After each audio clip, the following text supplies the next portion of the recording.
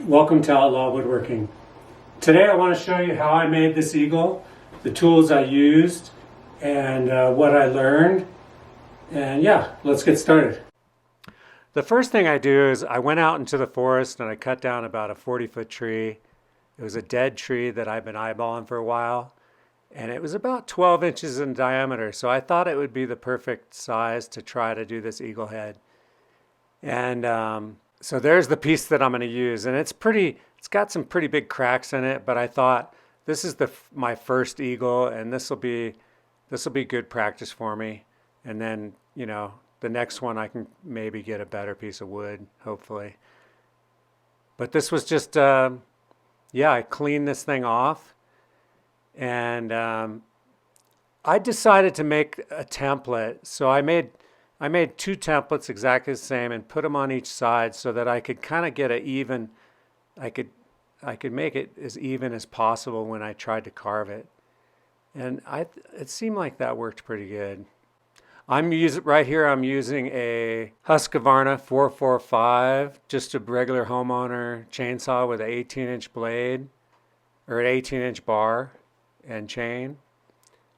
And yeah, carving this thing out. There's the beginning of the head of it. It's kind of crazy when I watch people,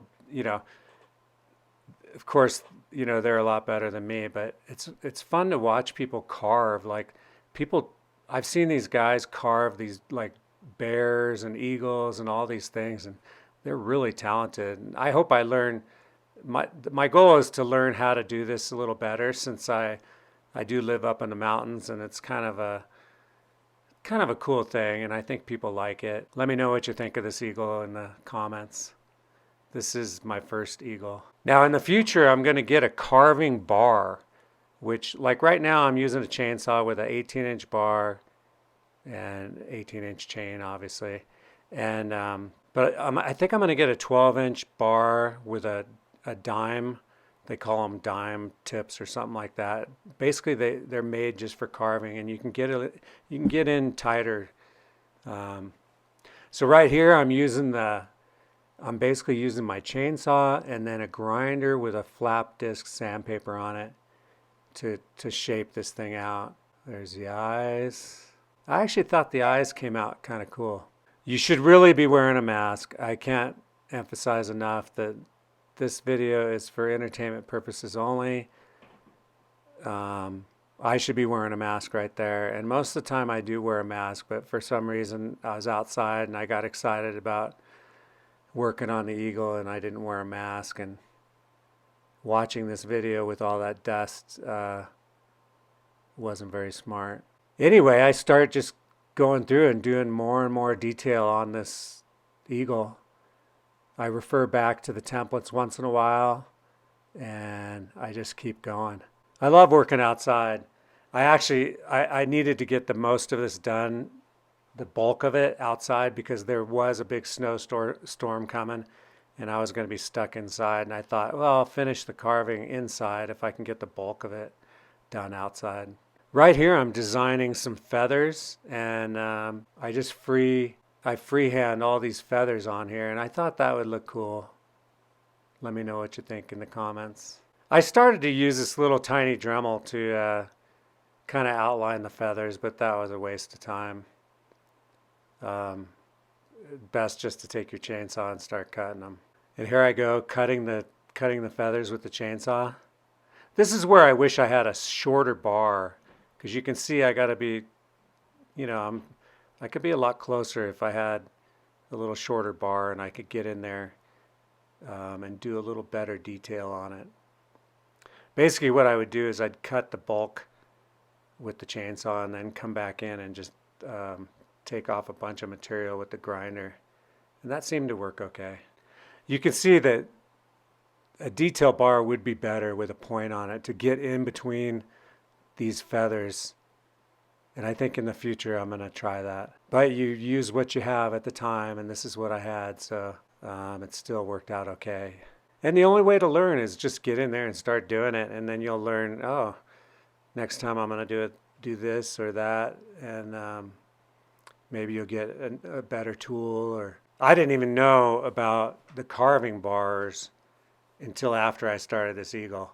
And I remember I chainsawed out the head and the first feathers, and then I was actually watching a guy's YouTube video, and I'm like, he has a different kind of chainsaw bar. And I looked it up, and that's how I found out that they have different bars for carving. And so in the future, maybe I'll be able to get a different bar, make it a little easier. But it was still really fun to do. To make something just with a chainsaw and a grinder and sit back and look at it afterwards is kind of cool. I mean, some people probably don't like it, but you know, if you have a cabin in the middle of the woods, I mean, a rustic eagle sitting off the side of it doesn't look too bad. Right here I got this DeWalt die grinder, and this thing worked really well. I was able to actually make the feathers look pretty cool with this grinder. You know, it gives it a little more detail, and I thought that came out actually pretty nice. This is a DeWalt die grinder with a little round grinding bit on the end. And you can see I just start using this grinder, and I'm down in my warm shop now. It snowed really hard outside, and I'm just detailing all these little feathers out. It took a little time. I would work on it for a couple hours one day, and then go back down and work on it again. And the die grinder was nice because it wasn't loud. So you really didn't have to wear earphones with it. It was dusty though. It did put out some very fine dust, so wear a mask. And I just keep going. I had quite a few feathers to detail out, but it didn't take very long, probably a couple hours total. I thought the feathers kind of gave it a little bit of kind of a nice look to it, a little more detail. The feathers probably took the most time to do, just because it was a lot of little detail, and I thought that gave it the kind of a most interesting look to it. Right here I'm finishing up a little detail around the head. Now I took an electric chainsaw and I shortened this thing up with a clean, clean cut. I got this electric chainsaw because I knew that if I wanted to do some more work and it was really cold outside, I could work in my warm shop and just use this chainsaw. And it worked really well. It was an Oregon, small Oregon electric chainsaw. Right here, I drilled about a 2-foot hole into the center of this eagle head, and I basically decided that I was going to mount this thing with a single 3/4 inch rod. So I strapped this up here with my strap, and I used a tube of epoxy. You can get these at Home Depot.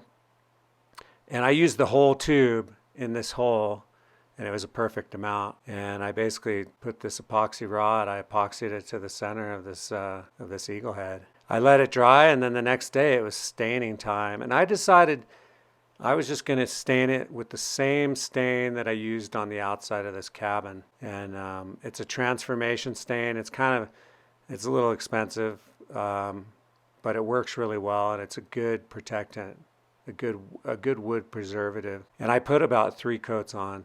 It's funny, like when I was putting a 3rd coat on, I was like, wow, this thing, I thought it looked pretty cool. Let me know what you think. Right there, that's kind of a good picture of it right there. And this was a little sketchy. It was cold outside, a lot of snow. I had this hole already drilled in the top, and I had to carry this thing up and stick it through there. But everything went well. Thanks for watching this episode of Outlaw Woodworking. I hope you enjoyed the carving of the eagle.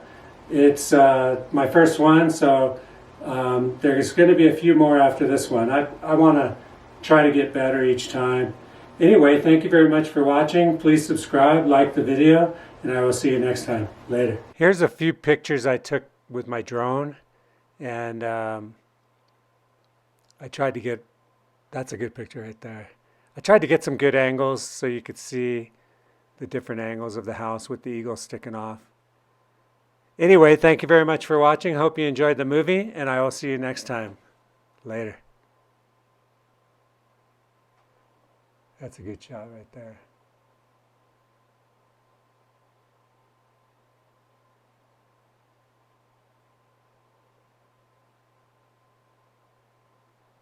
That's a good one too.